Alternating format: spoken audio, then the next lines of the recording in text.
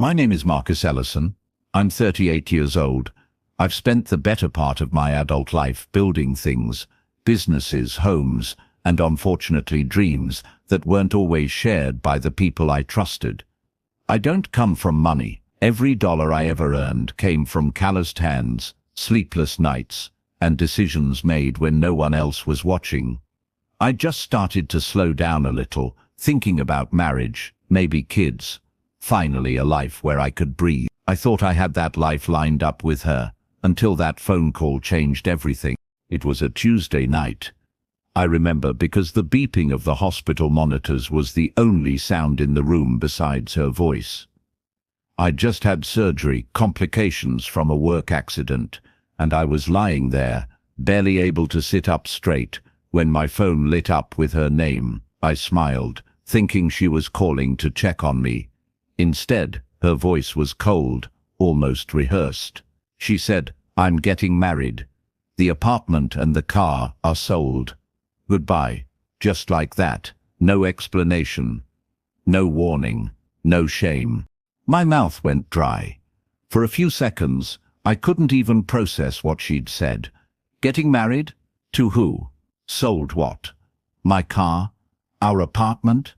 She said it like I was just a chapter she'd decided to rip out. But I didn't shout.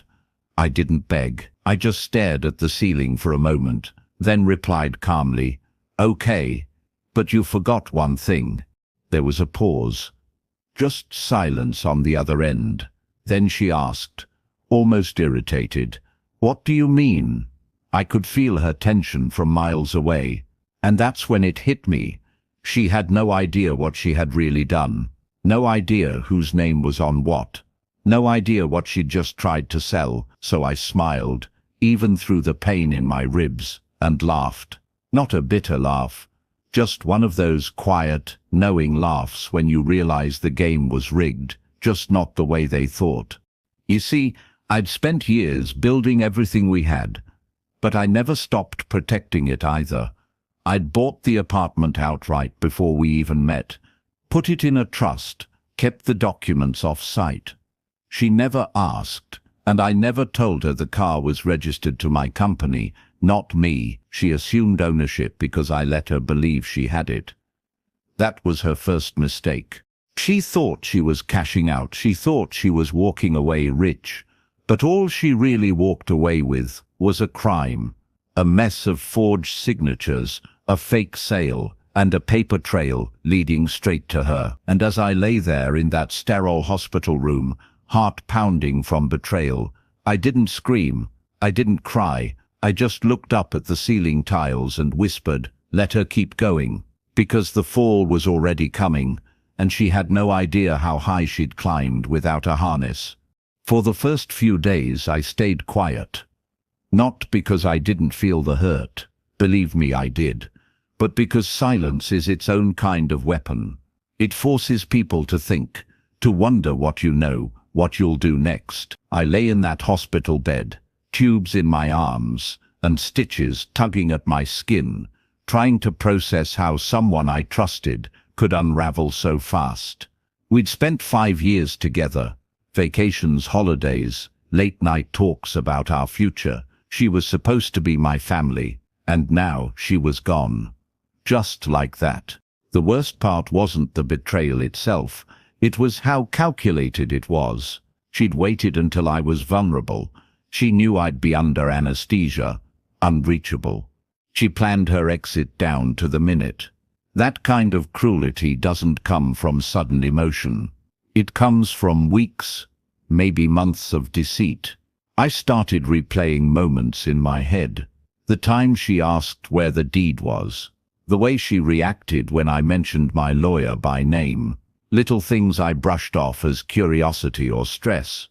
Looking back, they were breadcrumbs I ignored. But loyalty, real loyalty, doesn't need to be spoken. You feel it. You know when someone is riding for you or riding with you just until the road forks. She was never built for the storm. She just wanted the shelter I provided, and the moment she thought she could claim it all for herself, she disappeared like fog in the sun. I felt embarrassed, Not just because she left me, but because I let her get that close. Because I wanted to believe her love was real. There's something about betrayal that forces you to sit with yourself. No distractions, no noise, just your own heart, asking questions it never wanted to ask. Was I too generous? Did I miss the signs because I didn't want to see them? Did I love her more than I loved my own peace? The answers came slowly and painfully, but they came, and with every answer, a layer of that heartbreak started turning into something stronger, resolve. By the end of that week, I could feel something inside me, hardening, not out of bitterness, but necessity. I wasn't going to scream into the void. I wasn't going to chase her down or demand answers.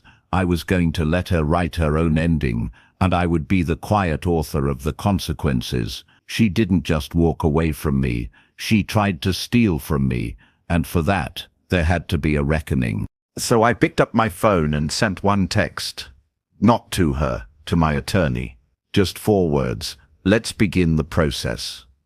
Because while she was busy planning her fantasy wedding and counting money that didn't belong to her, I was getting ready to gently and legally flip the entire table. The first step was quiet observation. I didn't need to act impulsively. People who betray others often do the damage themselves if you simply stay still long enough. While she paraded around with her new fiancé, claiming a fresh start and flashing a diamond that probably cost more than his dignity, I was putting together every document, every signature, every transaction she had touched in the last 6 months. My lawyer, Andrew, was methodical. He didn't ask why, just how far I wanted to take it. And I told him the truth, all the way. You see, the apartment wasn't just protected. It was shielded by a corporate trust with oversight built into every clause. You couldn't sell it legally without the trustees' written consent, and there was no way she had that. The car, it belonged to a fleet registered under my company's commercial assets. She forged my name. Twice. I had security footage of her entering the office without authorization, taking files she didn't know I had already digitized and removed from that location months ago. I didn't need revenge, I needed accountability, and I was going to get it without raising my voice. What most people don't realize is that betrayal leaves fingerprints. She was sloppy, desperate. In her rush to erase me, she'd forgotten how deeply I understood the systems I built. The bank had flagged irregularities on the wire transfer of the apartment proceeds. The notary she used was a friend of her new fiancé, not a certified official, and every email, every phone call was logged. I didn't need to hack or manipulate. I just had to collect what she'd left behind in her arrogance. I started seeing things clearly. She never loved me. She loved my stability. My name had opened doors for her that her own merit never could. She didn't want partnership. She wanted ownership. And now she would learn the cost of mistaking kindness for weakness. I wasn't going to take anything from her. I was going to take everything back. There was one moment that solidified everything for me. A mutual friend, unaware of what had happened, sent me a screenshot from her social media, a caption that read, "Out with the old, in with the upgrade." Beneath it, photos of her and the new man standing in front of my apartment, my car in the background. That was the moment I stopped feeling hurt. That was the moment I stopped feeling anything at all. Because I realized then, I wasn't chasing revenge. I was returning balance. What she thought was hers would never truly be. And when the time came, I wouldn't show up with noise. I would show up with proof, with signatures, with law. And I would let reality do the talking for me. It started with a single envelope. Delivered to her new address, the same apartment she thought she owned. Inside was a formal notice of property fraud, forged documentation, and pending civil litigation. I didn't send it through a sheriff. I sent it through a private courier, hand-delivered with a smile, not to humiliate, just to make sure she knew this wasn't a game. The look on her face, I'm told, was one of frozen disbelief. That's when she finally began to realize that everything she had built on a lie was about to collapse. She tried to contact me. 3 missed calls. A few long text messages filled with emotional bait, confusion, denial, a few scattered insults disguised as justifications. I didn't respond. She wasn't speaking to me. She was speaking to the version of me who once loved her, but that version no longer lived here. What remained was someone older, wiser, and unshakably silent. I had already said everything I needed to, through the legal documents. There was no reason to speak in words when the truth was already screaming through the facts. Her fiancé panicked first. Apparently he had invested in her, gave her money for the car, helped push the fake sale of the apartment. And now his name was on nothing, while hers was on everything that was under investigation. When people realize they've been caught, they don't apologize, they scramble. He tried to distance himself, claiming ignorance. She, on the other hand, tried to spin the narrative, victimhood. He abandoned me in the hospital. He was hiding assets. I didn't know. But the truth has a scent, and once it's released, everyone begins to smell it. Her family, who once adored me, began to pull away from her. Our mutual friends, silent, uncomfortable. No one wanted to be associated with what was unraveling. And she felt it, the isolation, the weight of her own decisions. Not because I forced it, but because I refused to engage. There's something terrifying about a person who chooses stillness over spite. It confuses people who are used to chaos. Weeks later I heard through a source that the wedding was postponed. Rumors of infidelity, financial trouble, legal misunderstandings. In truth, she was drowning. The money from the apartment sale was frozen pending court review. The car was reclaimed by the company under breach of contract, and the man who thought he was getting a prize realized he'd inherited a problem. All of it without me lifting my voice once. Only lifting documents. I didn't celebrate. I didn't gloat. I just watched the world rebuild itself without needing my permission. Her destruction wasn't my doing. It was the echo of her own greed. And as for me, I was already moving on. Quietly, strategically, with more clarity than I ever had. The court proceedings moved slowly, as they always do, but the outcome was inevitable. With every signed affidavit, with every verified timestamp, the narrative became impossible to twist. The property was returned to me without fanfare. The fraudulent sale was nullified, and the funds had to be paid back, though most were already gone. She'd spent recklessly, assuming the future was hers to command. Now she was left with debt, lawsuits, and a man who no longer looked at her with admiration, but regret. There was one day, I remember in particular, a hearing she had to attend in person. I didn't speak to her, didn't even look in her direction, but I saw her, not the version that had once smiled beside me, but someone entirely unfamiliar, hollowed, fragile, not because I had taken anything, but because she had gambled her integrity and lost. The weight of consequences has a way of aging a person. And in that courtroom she looked decades older than the woman I once knew. I walked out of that building lighter than I had in years. Not because justice had been served, though it had, but because I no longer carried her story with me.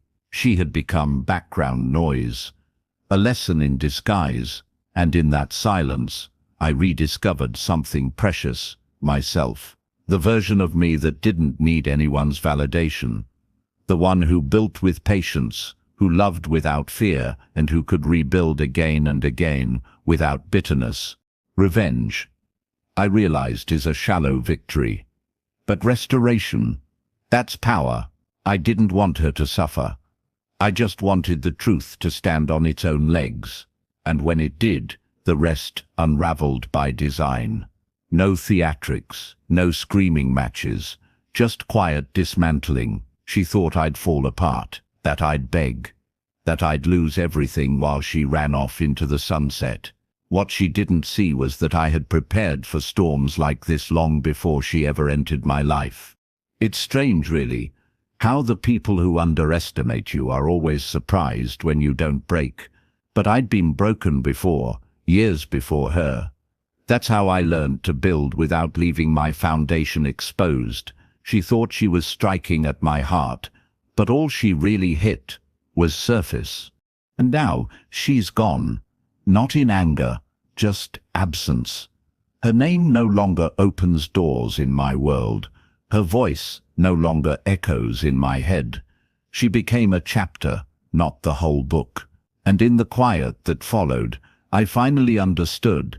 Peace doesn't come when people apologize. It comes when you no longer need them to. I returned to the apartment. My apartment a few weeks after the judgment finalized. It was empty, stripped of the furniture we once picked together, the paintings she insisted we hang, the glasses with initials etched into the base. But somehow, the space felt cleaner than it ever had.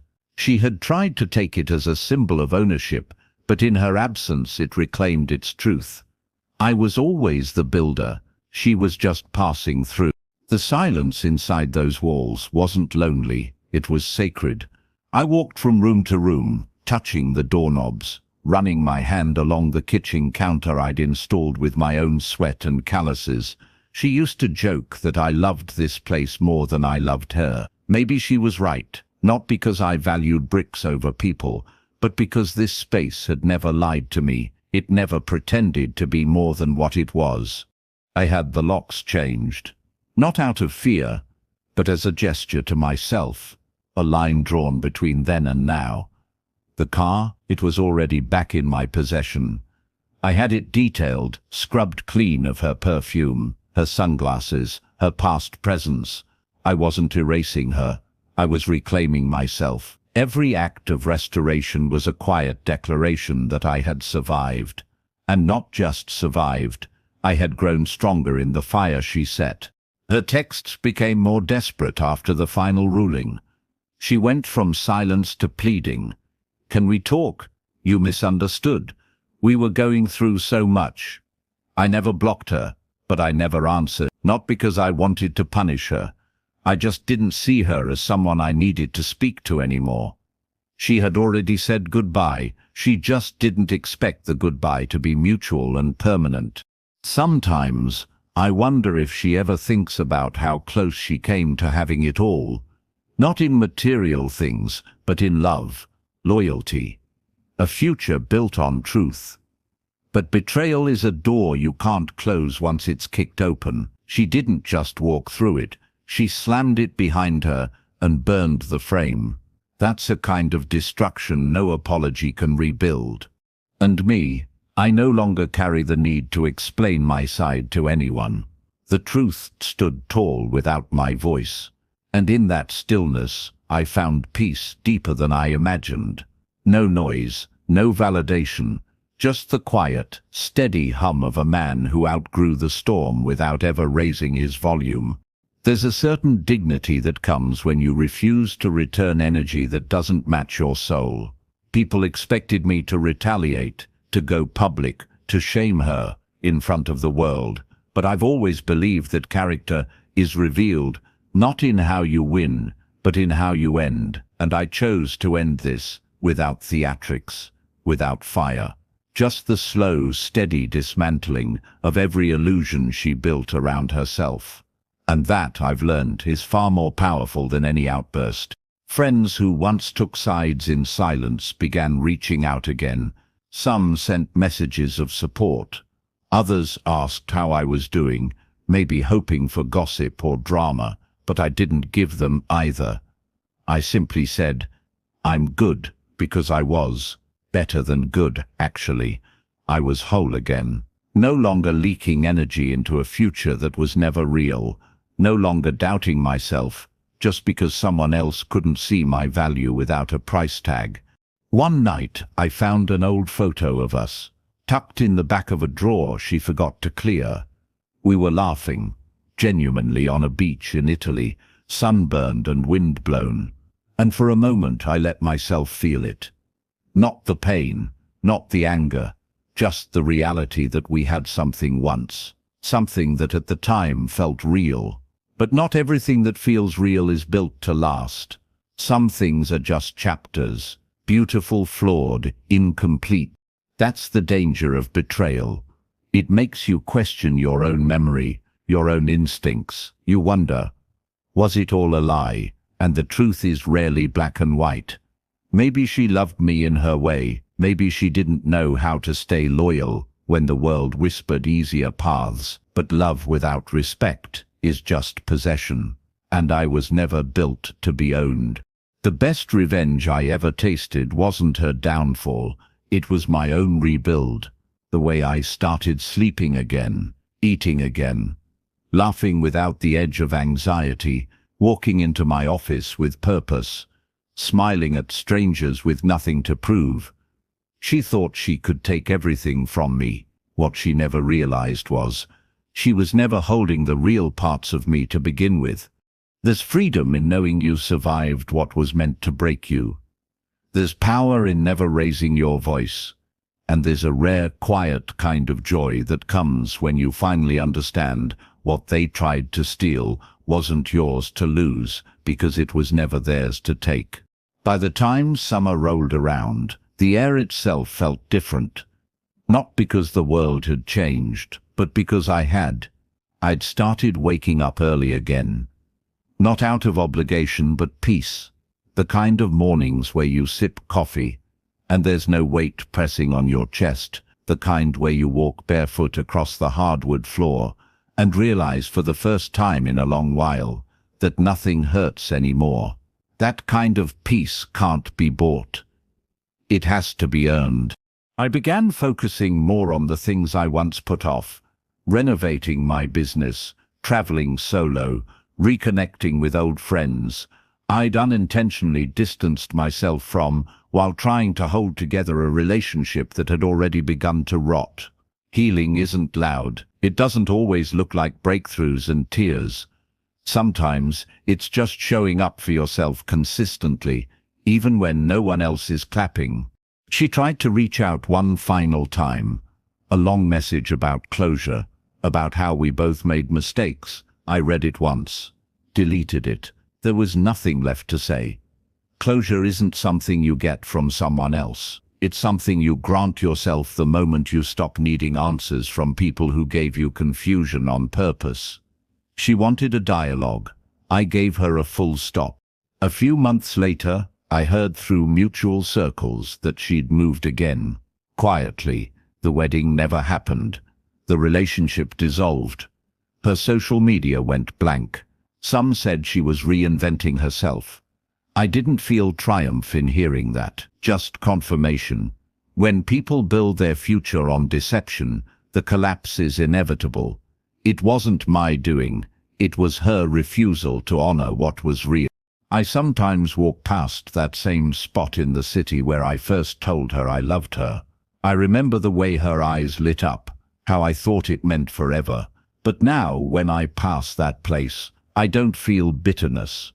I feel gratitude, because pain, when processed with grace, becomes wisdom. And wisdom, that's the armor no one can steal. So if you ask me what I learned, I'd say this: never fear walking away from what tries to harm you in silence. Protect what you build. Love deeply, but guard your name. And when betrayal knocks, don't answer with noise. Answer with the quiet strength of someone who knows exactly who they are. I've always believed that real strength isn't found in how loud you can be when you're hurt. It's in how calm you can stay while everything around you is crumbling. That belief was tested, shaken, but it held, because when she tried to burn everything down, she assumed I'd be left with ashes. What she didn't expect was that the fire would refine me instead of destroy me. Some people break in betrayal. I rebuilt. The beauty of quiet revenge is that it doesn't seek to humiliate. It simply restores balance. I never wanted to ruin her. I just wanted to reclaim what was mine. And the moment I did, I didn't look back. I didn't announce my comeback or parade my healing. I just lived. That, I've come to realize, is the kind of justice that stings the most. Not a battle won, but a life well lived in the aftermath. I started mentoring again, younger guys in my industry. I told them what no one told me: protect your name, guard your peace, be generous but never blind. One of them asked me, "How do you stay calm when people betray you?" I smiled. I told him the truth. Because they expect you to explode. When you don't, they lose the script. And in that silence, you gain power they can't touch. You can't teach people loyalty. You can only observe it. And once someone shows you that they're willing to trade your peace for their gain, believe them. Don't try to rewrite the story. Don't beg them to stay. Let them go. Watch how the void they leave becomes the space you needed to grow. That's what her exit gave me. A blank canvas. One I never realized I was allowed to paint without her. Some nights, I sit on the balcony of the apartment she once tried to steal. I look at the skyline, the quiet cars below, the glow of the city lights. It reminds me how far I've come. Not just financially, but emotionally. This place isn't just real estate. It's proof that truth, when protected, doesn't need to shout. It simply stands. And me? I'm not angry. I'm not bitter. I'm something far more dangerous to people like her. I'm at peace. And peace, once earned, is a fortress they can never break into again. Sometimes I wonder what she tells people now. Whether she rewrites the story with herself as the victim, or whether she simply avoids telling it altogether. But it doesn't matter. The truth doesn't need an audience. It stands even in silence. What she lost wasn't just the apartment or the car or the money. She lost the version of me that would have gone to war for her. That version was real. But once it was gone, it never came back. People say time heals. I don't agree. Time reveals. It shows you what was real and what was just performance. It shows you who was with you and who was using you. But more than anything, it shows you what you're made of when the lights go out and the applause stops. And what I discovered in that darkness wasn't weakness. It was a core forged in fire, a steadiness she could never touch. The apartment is now different. New floors, new colors, no trace of her scent or her presence. It feels like me now, not a shared dream or a compromise, but a space of clarity. I rebuilt it with care, not as a monument to what she did, but as a reminder of what I survived. It's not a trophy, it's a testament. That's the thing about healing. It doesn't always look like joy. Sometimes it just looks like peace. You don't have to explain. I've been dating again, slowly, cautiously. But with open eyes this time. No more projections, no more fantasies, just truth. Real connection. No performance. And with every conversation, I'm reminded, not everyone is like her, but not everyone is meant to stay either. Some people are just storms that teach you how strong your foundation really is. I don't hate her, not anymore. To hate her would mean I still carry her, and I don't. I let go without needing closure. I healed without needing revenge. That's something she'll never understand, because people who live through manipulation never grasp the quiet strength of walking away with your dignity intact. And as for me, I'm not trying to win anymore. I already did. I won the moment I realized my life doesn't need her name in it to be valuable. I won the moment I laughed in that hospital bed and remembered what she forgot. You can't steal what was never yours to begin with. A year has passed now. It's strange how something that once felt like the end of your world eventually becomes a story you tell without flinching. There are days when I almost forget her name, not out of spite, but because peace has a way of making noise irrelevant. What once kept me up at night now feels like a distant lesson, not a scar. Just a mark that says you've been through fire and you walked out whole. I've started writing again, not to relive the past, but to anchor my thoughts. Reflection is powerful when done without bitterness. I journal about growth, about resilience, about building a life that no one else can hijack. And the more I write, the more I realize healing is never about erasing the pain. It's about learning to live in a way that pain can no longer reach. People think revenge is about destroying the one who hurt you. But I've learned something far more profound. Real revenge is creating a life so full, so peaceful, so authentic that their betrayal becomes irrelevant. It no longer defines you, it simply fades into the background, like a shadow that disappears when you stop facing the past and start walking into the light.